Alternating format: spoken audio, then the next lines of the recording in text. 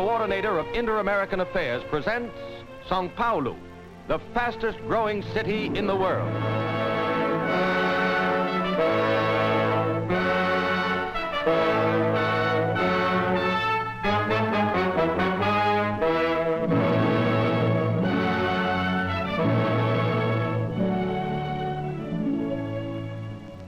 Of Brazil's 7 principal cities, Belém, Recife, Bahia, Belo Horizonte, Rio de Janeiro, Porto Alegre, Sao Paulo ranks second. Situated about 300 miles from Brazil's largest city, world-renowned Rio de Janeiro, about 50 miles inland from Brazil's largest port, Santos, the city of Sao Paulo, with its 1,300,000 inhabitants, is today the leading industrial city in Latin America. Starting at Santos early in the 16th century, a handful of Jesuit priests laboriously ascended about 2,500 feet of the precipitous escarpment known as the Serra do Mar. On the plateau above, at the Indian village of Piratininga, they established a mission. On January 25, 1554, these hardy pioneers celebrated their first Mass. It was the anniversary day of the conversion of St. Paul, and hence the new city was christened St. Paul, or as they say in Brazil, Sao Paulo. Great and glorious has been Sao Paulo's history. The Ipiranga Monument, built and dedicated to freedom. Here on September 7, 1822, young Prince Regent Pedro of Portugal rose in his stirrups and raised the famous cry, "Independence or death," which made Brazil forever free of Portugal. On a hilltop overlooking this monument, appropriately stands the Ipiranga Museum, one of Brazil's notable cultural institutions and housing an historic record of over 400 years of Brazil's civilization. To Paulistas, which residents of this modern city and state are called, statistics and figures are important. For instance, a visitor will quickly learn that in 1920, Sao Paulo's population was 579,000, but that in 1940, it was more than doubled, 1,330,000. That the rate of increase between 1930 and 1934 was higher than Los Angeles, Detroit, Chicago, or New York. That the temperate climate, averaging 69 degrees for the warmest months and 57 degrees for the coolest, combines admirably with the heritage of their pioneering forefathers to make them highly energetic, enterprising, and productive people. Let us examine some of these facts and figures. Brazil is the largest coffee-producing country in the world. 60 to 70% of Brazil's coffee is grown in the rich red soil of the state of Sao Paulo. Brazil is 4th in world cotton production, and again Sao Paulo is her foremost producer.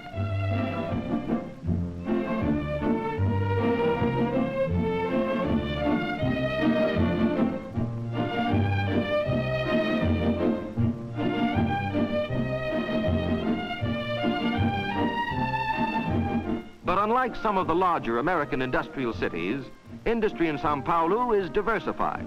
The list is long. A modern wire and cable factory employing 2,500 people.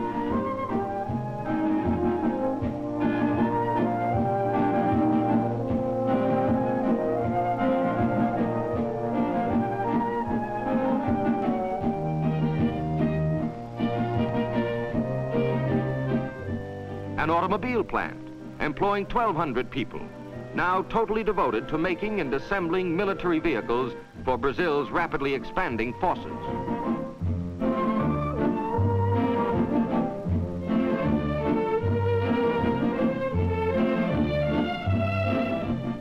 A tire factory employing 1,350 people. The crude rubber is from Brazil's state of Amazonas.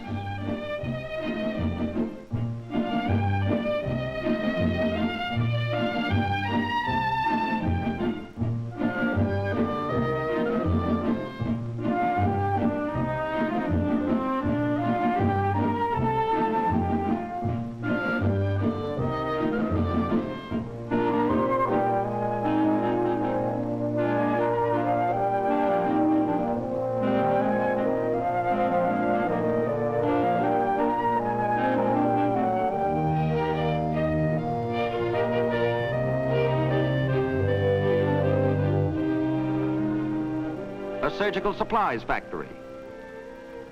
Every square foot is designed to meet the high sanitary standards required in this type of operation.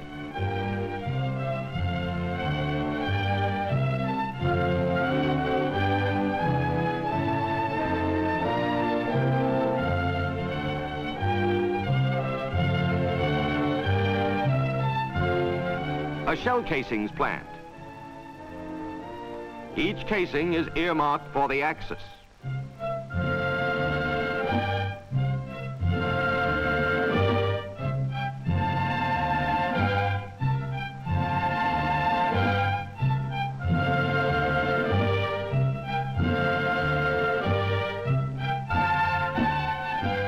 Nitroquímica of Brazil, employing 5,000 people, working round the clock, 7 days a week, producing dynamite, gun cotton, and other explosives.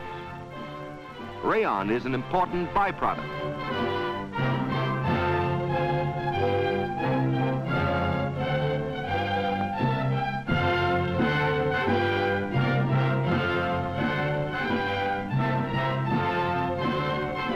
Pharmaceutical and biological products.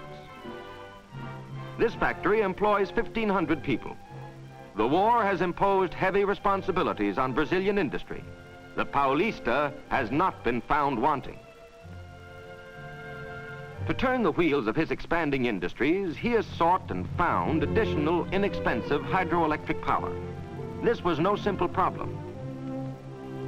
Rain falling on the Sao Paulo plateau forms rivers which flow toward the interior away from the coast. A daring engineering plan evolved. Why not harness these rivers, stem their flow, back the waters to the rim of the plateau, and then send them rushing down the steep escarpment of the Cerro do Mar to a hydroelectric plant below? The plan for this great engineering feat was transferred to blueprints, and soon there rose huge dams to stem the flow of the rivers. Soon large pumping stations were reversing their normal course. The waters formed large artificial lakes, and soon they were developing a head of 2,300 feet as they were sent downward through huge steel tubes to the turbines below. The plant has a capacity of generating over 250,000 kilowatts and is capable of further development to considerably more than twice that amount. This, combined with 4 other smaller power plants, has produced a total of 275,000 kilowatts. The Sao Paulo businessman is not only an enterprising manufacturer and creator, he is also a top-flight salesman. Here on these spacious, attractive grounds, over 400 firms annually display their wares.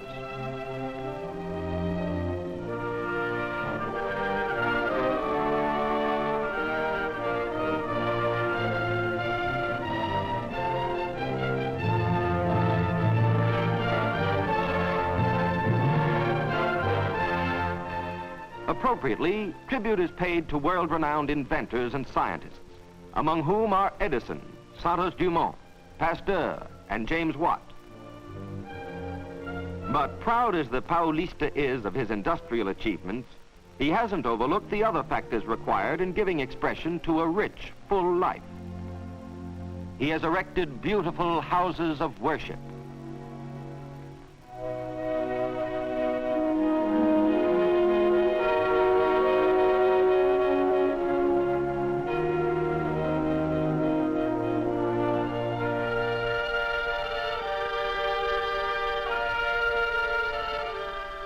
Home and family life is characteristic of Brazilians, and the Paulista is no exception. This residential district is typical.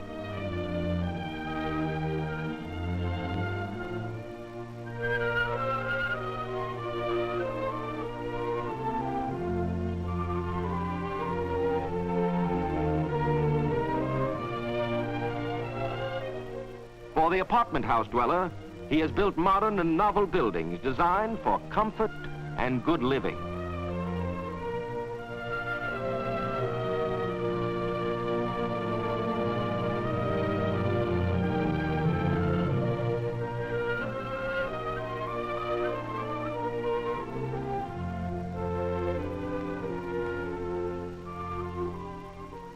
His schools and universities are progressive and numerous.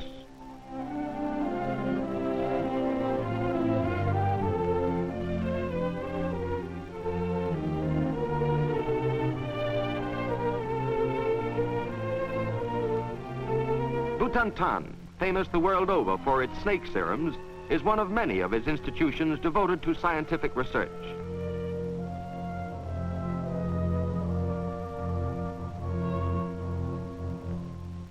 He has produced preeminent educators like Dr. Vital Brazil, one of the founders of Butantan, and Dr. Jorge Americano, rector of Sao Paulo University and president of the Brazilian United States Cultural Institute. Books play an important role in the life of a Paulista. This is the 20-storied municipal library. One of the reading rooms, air-conditioned and properly lighted. The Paulista is an avid soccer football fan. To see his favorite game, he has built a magnificent stadium, seating 80,000 rooters.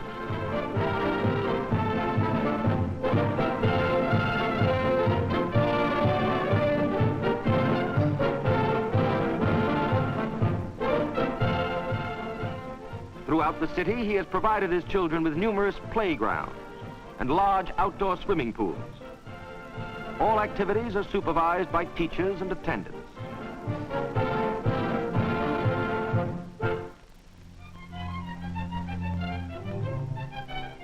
For fine music, particularly the opera, the Paulista go to the Teatro Municipal. For a Hollywood movie, to the Ipiranga Theater or scores of other picture palaces. For a night out, he may go to an intimate club like this one and dance his favorite samba.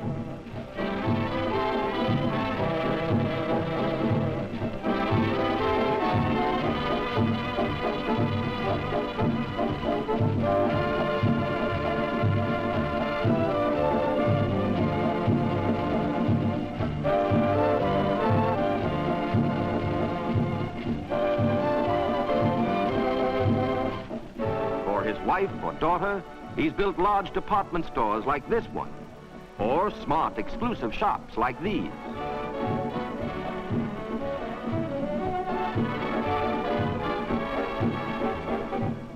During vacation seasons, he may take his family by train to a seashore or mountain resort, or to Rio for carnival.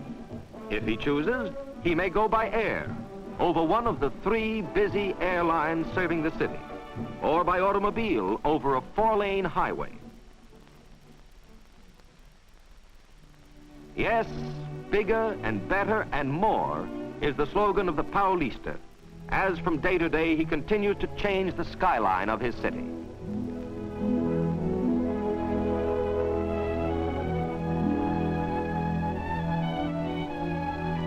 Reflecting the spirit of Ramos Azevedo, Sao Paulo's great architect and builder, the Paulista is building new streets, new viaducts, tunnels, avenues, business buildings, apartments and hotels, hospitals, combining the old and the new, tradition and enterprise. Sao Paulo can proudly look back on centuries of work well done and can look forward to an assured future in orderly and progressive Brazil.